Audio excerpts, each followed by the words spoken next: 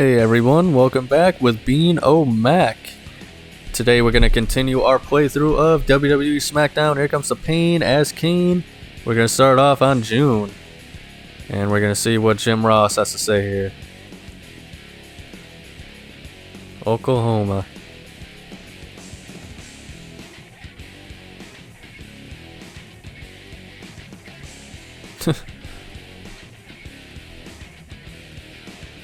Call your match with all my might, huh? That wouldn't make any sense with anybody else other than Jim Ross.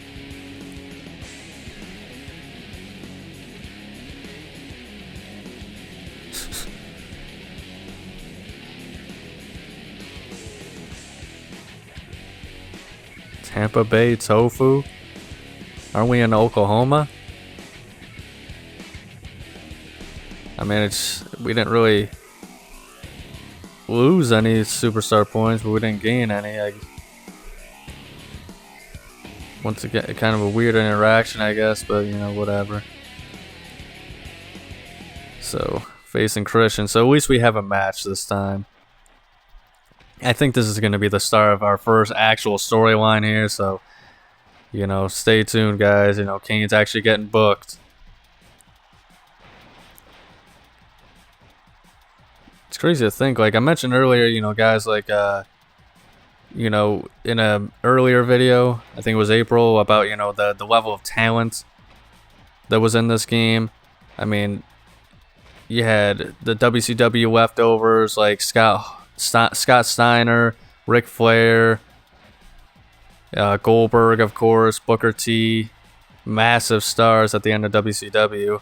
Then you had, you know, the massive stars of the Attitude Era, The Rock, Stone Cold, Triple H, Kurt Angle.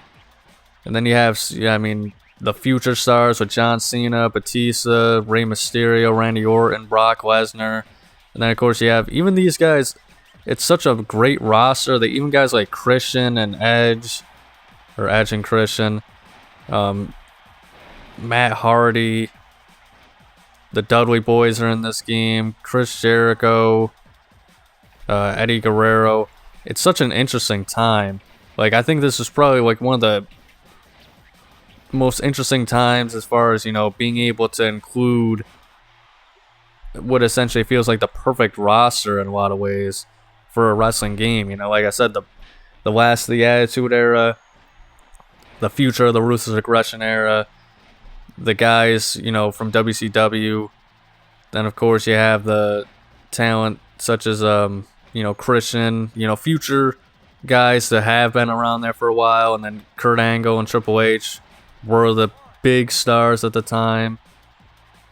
So, I mean, it's amazing how they went from one of the greatest rosters in all, like, any wrestling game, period, to probably one of the absolute worst with Smackdown versus Raw, the first one, which was out of their control, but it's crazy just how fast everything went downhill. Well, it looks like the end of Christian here. It's Christian.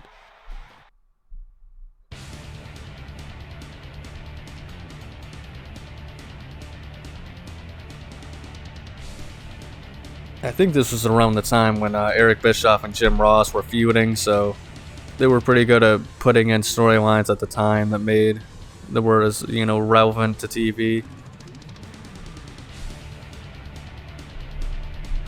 And I do miss Eric Bischoff. I think he was way better in WWE than he was in WCW, to be honest. I think they just knew how to use his character better. I don't know where I came from, but he's able to save the day. Alright, now we got our mask off. Oh no. Oh, I thought that was for the hardcore title. You can even see, like, that animation is from the first, maybe the second Smackdown game in the series. Like, they definitely... once again, I'm not complaining. I think it's funny more than anything that they just reuse animations, but it's just You know, you've played these games to death when you can like remember animations from like the PS1 era still coming back and whatnot. And I'm not good at driving that motorcycle. How did I miss? Oh, jeez. It's a good thing Earl Hebner happens to just be back here. This is also one of the worst AI refs in a game. I remember, maybe it wasn't Here Come the Pain, but I remember there was one WWE game. I think it may have been the sequel, honestly, the Smackdown vs. Raw series, where the refs were so terrible that like I would literally lose matches because they would get in the way of the attacks. Maybe it was even just Bring It, which would make sense because it was the first time they ever really had the AI ref as a normal feature. But I don't know. You guys tell me down below, which one do you think is the worst AI ref? Also, I kind of touched on it a little bit at the end of my episode last week. What do you guys think about aging wrestlers? You know, ones that kind of go past what they should wrestle. Like even Chris Jericho, I mean, you can't really help it because age, you know, some people age is just a number. Sometimes they can still go, but they don't look as good as they did. I think that's kind of Jericho. You know, I mean, you look at him at this time period, he wasn't the biggest guy or anything like that, but he looked like an in-shape athlete wrestler type dude, I mean. But then it felt like, you know, nowadays, I think he's gotten a little bit better, but there was definitely a time where he was just blatantly fat. And you could kind of see him getting to that point when he came back, and geez, what, like 2010, I think is when it really started to kind of know, it's like, you know, something's kind of not right with Chris Jericho. So, I mean, like, I don't know. Do you guys think he should still be wrestling? Like, I mean, I think one of the things that I noticed was, I mean, I watched this Jim Cornette clip, and yeah, I'm a Jim Cornette guy. So, I mean, if you disagree, you know, that's fine. I'm not going to tell you what to watch and what to enjoy, you know, if you like AEW or whatever.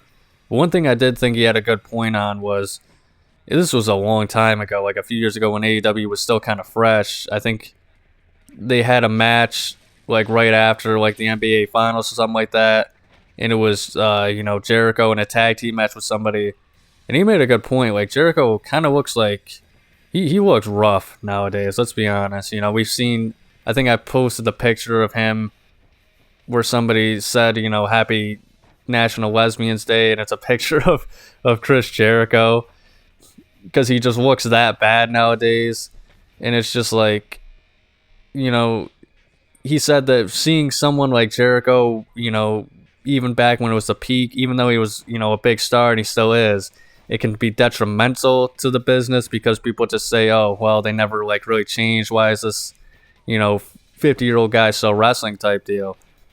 But I am curious to hear what, you know, what some of the other wrestling fans have to say, you know, down below. Do you guys think like someone like Jericho who's still wrestling is a detriment? You know, I don't care what you say. I think people like, you know, Bret Hart in 2010, he didn't really need to wrestle. You know, Ric Flair, I think he's kind of just tarnishing his legacy. I think TNA Hulk Hogan was not very good either. I think there are some people that, like, I think you can kind of still do it a little bit, you know, when you're at a certain point, but when you can't like go in there and you can't really bump as well and you're in just so much pain you can barely move, I think it's just time to I get cinematic matches, but I mean I think there's got to be a time where you gotta hang up the boots, and that's easy for, you know, the armchair fan like myself to say, and it is nice to kind of see, you know, your old heroes again, but I feel like there was an old way of doing it, you know, where you could honor them without having to have a match or, you know, something like that. But I don't know. I mean, I feel like there are times where there are definitely good examples of older talent, you know, like Randy Orton and AJ Styles that still kind of have it, you know, they can still go. I think Kurt Angle was somewhat like that during his WWE, his final run there, but I mean, you guys let me know. Is it just kind of an exception thing? do you think that, people like Ric Flair, like his last match, apparently he literally almost died, if I read correctly. And, obviously it was a big deal. It was going to make money regardless, but it's kind of one of those things where, was it really necessary?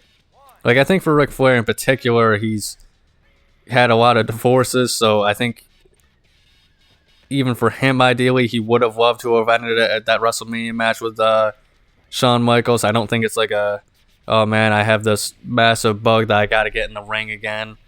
I just think it's that he needs a job at all times to be able to support all his, pretty much all the bad choices he made when he was younger, which is honestly really sad, but I mean, it's kind of one of those things he kind of did to himself. But I don't know. It kind of bugs me when people who shouldn't be in the ring keep going in the ring. And, some people might have issue with me saying that. And there are ways around it, but I don't know. Like I said, you guys sound off in the comments below. That was kind of my whole big, massive rant on it. And, like, to end it off, like I said, if they can still go, they can still go. I ain't got no issues with that. But if they can't, or they just kind of look too bad doing it, I guess it's not, who am I to say whether they should be, what they should be doing or not, whatnot, but it just kind of bothers me. And did Chris Jericho always have that, like, goatee last week? Like, well, it's pretty cool we actually get a storyline. So this is actually just an extra week added to the season mode for those of you who don't know, because I decided to do the UK tour, but it's kind of nice. Looks like we're going to be able to pick our match.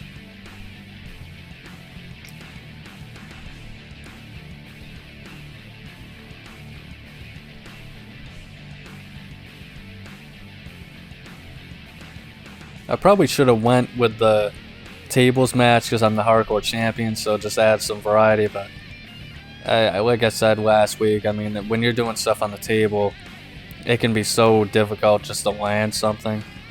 So I mean, hopefully we get a table match, so that way there's more match variety you guys can see later on in the season. But I'm just gonna go with the good old classic hardcore.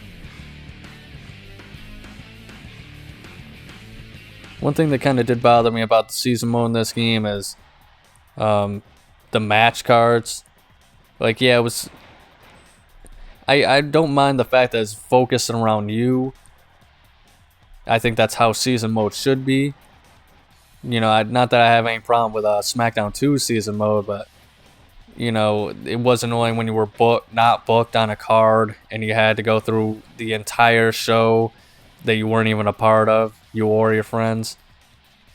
But I feel like if you have more of those matches, it gives you the opportunity. Like, I feel like they could just have the matches without any storylines, kind of like how they do it in this game. 8 matches, and then it would give you more of a chance to actually get booked. But I'm assuming it's how this game works with season mode. Like, it has nothing to do with the amount of matches. It's just, whether you get booked or not. But I think it would also just be better because not only do your character has, superstar points, but everybody does. So usually the issue I run into season mode, especially after, like a few years playing, is you'll be the world champion, but you'll beat every contender that comes your way. So then, eventually you're just facing the same guy like Brock Lesnar or Goldberg over and over again because, nobody has the opportunity to ever actually move up the card or anything like that. Like, unless if you are playing as Batista is never going to get to that world title level because, the game doesn't give you enough match options, But that was a pretty quick match.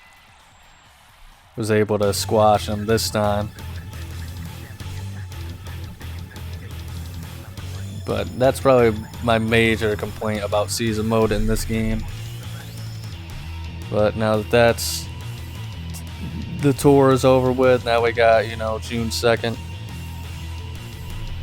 I like how there's just that poster of RVD hanging out there. So yeah, it looks like we are able to continue the story. So, you know, thankfully, it looks like we got something going on. We won't be sending him an autographed cookbook for Christmas. So goofy, but once again, it somehow works for JR. Let's see what Stone Cold has to say. Is it Bubba? Is it Jericho? Is it Test? Is it Kane? Yeah, I'm not good at impersonation. I got that stupid monotone voice.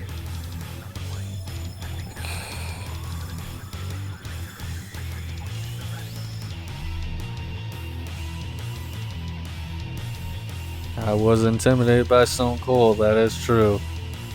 Then it comes to like the point where like you have a bad interaction, so then, you know, you have to win the match just to break even with your superstar points.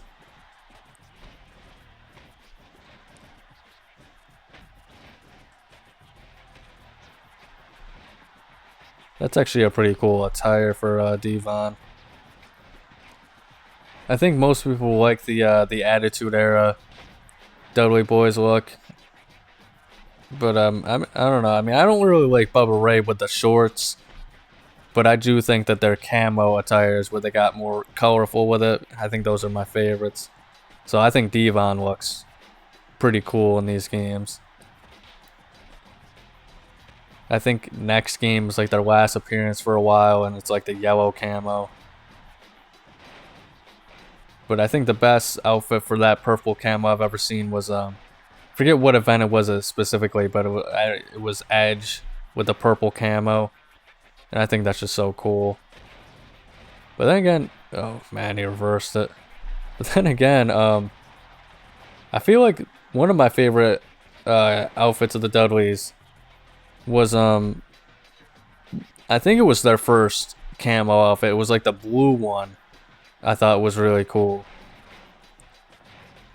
I think it was like their, you know, outfit in Smackdown 2, if I remember correctly, because in the first Smackdown they had like the tie-dye look and stuff like that. Which, I mean, that's an interesting phase of the Dudleys too. That doesn't really get acknowledged as much by WWE for some reason. Like, you think that would be the most unique attires they would give these guys in these games, but usually it's just kind of left to the wayside. I mean, it was a really out there look, but I don't know. I'm kind of a sucker for those retro attires, but yeah, I think the original Dudley camo outfit with the blue camo, because like the camo itself, like they were kind of like a thinner. It wasn't just, you know, random camo, kind of like how it is on this. I felt like it was more of a unionized pattern, if that makes sense. I'm not really good at explaining it, but you have to like look at it, and if you've seen like the original blue camo, it would make sense. Alright, this should be it. In fact, now that I think about it, I could be wrong, but I think that's Devon's attire in the next game is literally the same thing, but they just changed it to yellow, but I could be wrong. Oh no.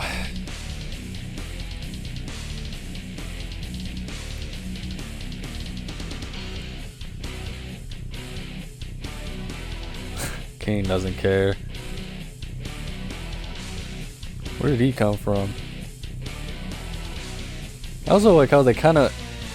You'll probably see it later on, but whenever they do the attack from behind thing, they'll do that weird like karate pose afterwards. I always found that funny. But here we go. Week 3, continuing the storyline. Alright, pal.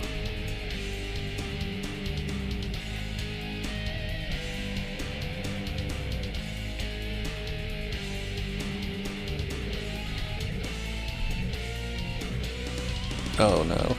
Lance and Christian, the Un-Americans.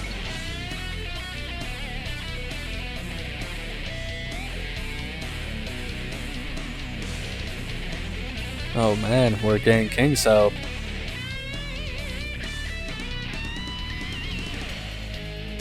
That's another thing I never really understood.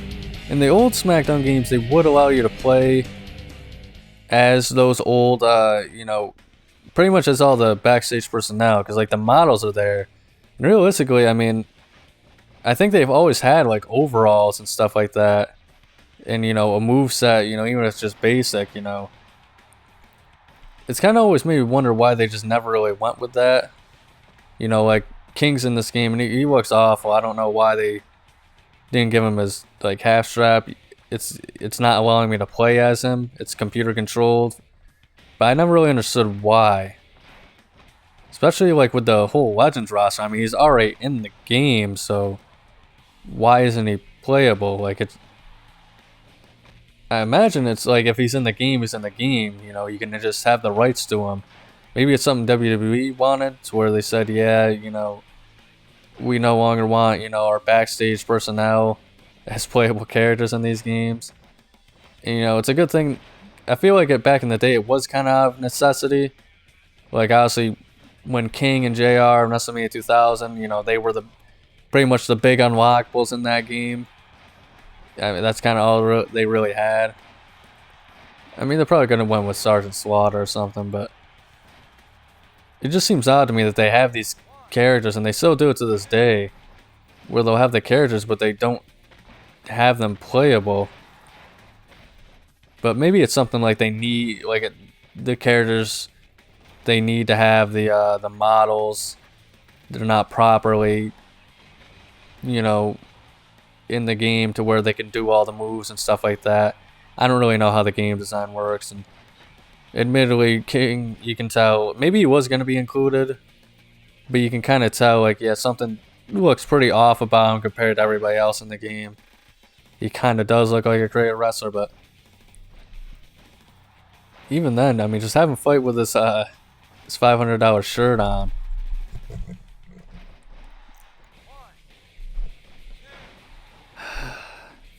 Tag team matches in the Smackdown games are not my favorite, guys. I'll be honest with you. Going for another cover. I'm not even damaged.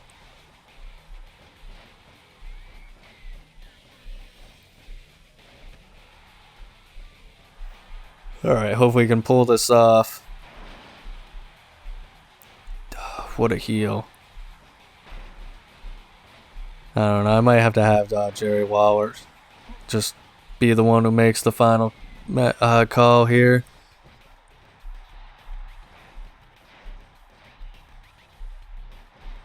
Yeah, he's just, it looks like sometimes they don't do it, which is how you win, but Christian is just not letting up. Although it is pretty interesting to think, like, I don't know if it was intentional or not, but to think that, you know, I'm facing the Un-Americans as well as, you know, I fought these guys, you know, the previous 2 weeks. So I don't know if, like, this was intentional, but it's actually pretty, it's really nice when, like, random generated games or whatever, like, storylines kind of come together in satisfying ways, even if it was just essentially, like I said, random. But like I said, I don't know how it works on this, because they haven't made any mention that they're the Un-Americans. In fact, I don't even remember if they were actually still the team in this game, or if I'm thinking of Shut Your Mouth.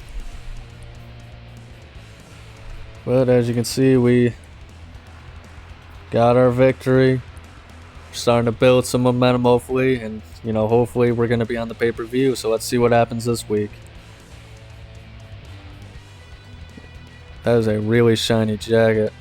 But that is definitely the best King look. Surprised Mattel never made an action figure of that. Oh, looks like we're facing Lance Storm again.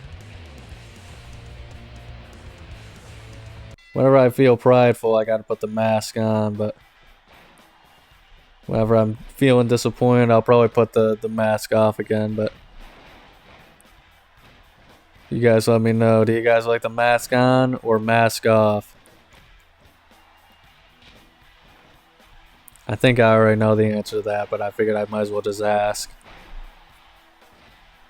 I like to kind of ask a lot of questions. Like I said, I like to get to to know what you guys really think about a lot of this stuff. You know, I mean, I'm sure, you know, not as many people really even stay this far in the video and stuff like that, or you know, they'll see it a little bit or something like that and tune off, or they might not even just remember the questions asked. But I do really like to just kind of get an idea about what other people, especially those who watch my channel, what they think about certain stuff and what they thought about certain time periods, wrestlers, you know, the modern wrestling business, stuff like that. So I mean, you know, I don't blame you because I've asked a lot of questions, and this is especially a long video, but you know, I do like to see what people think about a lot of subjects. You know, don't have too many people to talk about with the wrestling industry that aren't just all about, you know, the modern wrestling industry.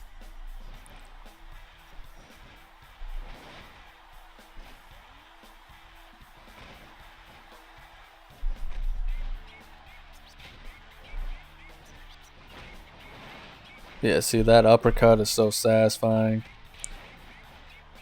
Even if they're over the top, once again, I mean, the fact that so many characters have so many unique moves to them, and it makes everybody feel so worth playing. It's just so satisfying.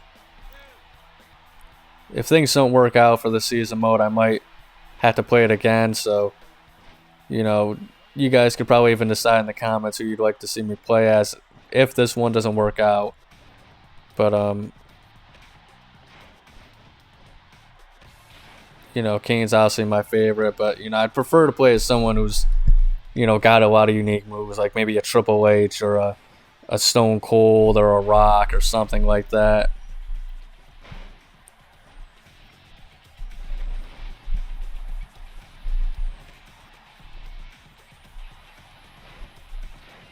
It's actually kind of amazing. I think I tried, I forget if it's I think it's just my career mode in the modern WWE games. The last one I played was 2K22. I'm probably going to try out 2K24 though. I didn't like the sound of the fact that it seems like they left out a lot of modes. Or not a lot of modes, but a lot of matches in the 40 years of WrestleMania. I think there's even less matches than there was when 2K14 did their 30 years of WrestleMania, which is, I don't care what anybody says, that just does not make sense to me. If I'm wrong, you know, I only watched like the one video on it, so I haven't played it myself, so let me know if that's just false. But anyways, back to my career mode. It's kind of crazy to think that this is better with no voice acting and everything like that than what we have in my career mode in some modern games. Which it is really hard to please wrestling fans. Let's not, you know, kid ourselves, but I was not the biggest fan. I didn't like the showcase of Rey Mysterio either. Uh-oh. Oh no, Vince McMahon's coming out to help us? Eric Bischoff does not look pleased.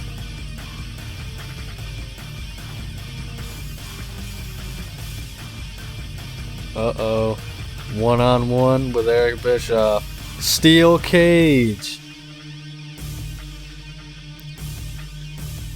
This is actually some of the storylines are pretty simple, like No Mercies.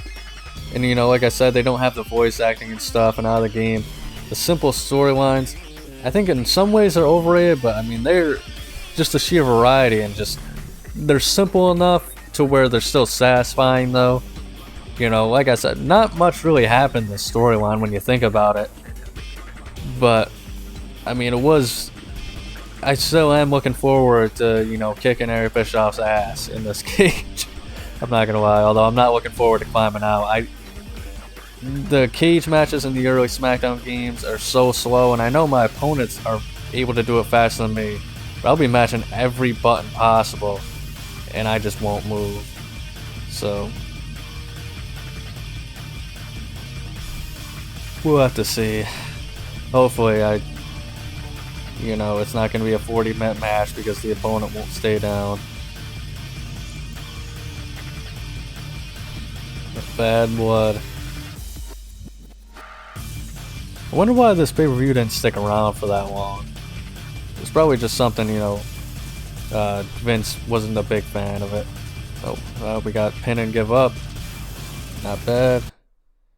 But it feels like this one in particular, I'm sure there's a few of them, like ones I couldn't even name off the top of my head, but it feels like this is kind of the one that just kind of gets forgotten as far as the Ruthless Aggression era pay-per-views. Because I think in the PG era, like, it was around this time where they purposely would have it to where, like, okay, I think in the month of June they would have a random pay-per-view, whether it was something new or a return pay-per-view. Like, I think in 2012 they had No Way Out, despite the fact it didn't make sense to put it there. But then they would have like stuff like Fatal 4-Way. I think Breaking Point was a pay-per-view at one point. I don't think it was June, but I know it existed. But, alright, let's see if we can take him out now.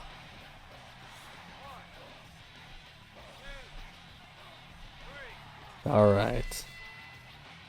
But I am curious, from you guys to hear what you guys think about some of the topics I brought up in this video. I know I kind of ramble on about a lot of different things, and sometimes I bring up, stuff that was in previous videos too, but, I'm curious, in particular this week, how about, you guys comment your opinions on, wrestlers nowadays, wrestling into their 50s, and, I know that even back in the Attitude Era, 40s was kind of considered old, but, I know times have changed. I mean, do you guys think that wrestlers in their 50s is too old and they're kind of, hurting the business? You guys let me know down below.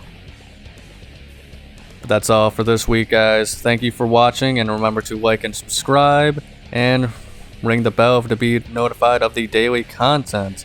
Wrestling Wednesdays every single Wednesday, so stay tuned, and remember to have a nice day.